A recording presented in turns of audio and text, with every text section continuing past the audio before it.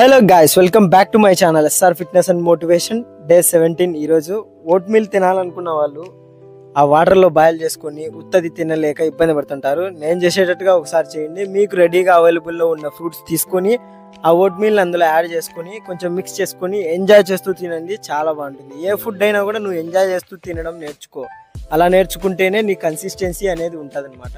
నువ్వు ఎప్పుడైతే ఎంజాయ్ చేస్తూ తినడం నేర్చుకుంటావో ఆ తినేది ఏ తిన్నైనా కూడా నీ బాడీకి అనేది బాగా పడుతుంది అనమాట. నువ్వు అయిష్టంగా చేసే పని ఏదైనా కూడా నీకు అంత పర్ఫెక్ట్గా ఉండదన్నమాట. కాబట్టి ఇష్టంగా చేసిన వాటికి మాత్రమే రిజల్ట్స్ అనేది ఉంటుంది. మనం రిజల్ట్స్ కోసం పరిగెడుతున్నాము, పోరాడుతున్నాము. మన బాడీని ఎంత ఇంప్రూవ్ చేసుకోగలుగుతున్నాము, చేసేటువంటి వర్కౌట్ని ఎంత ఇంప్రూవ్ చేసుకోగలుగుతున్నాము అనే దాన్ని బట్టే మన సక్సెస్ అనేది ఆధారపడి ఉంటుంది. వెయిట్ చేయాలి, 6 నెలలైనా వెయిట్ చేయాలి, సంవత్సరం అయినా. నాలుకను మైండ్ను కంట్రోల్ చేసుకున్న వాడే సక్సెస్ అవుతాడు. సక్సెస్కి దగ్గర అవుతున్నాము. Thank you for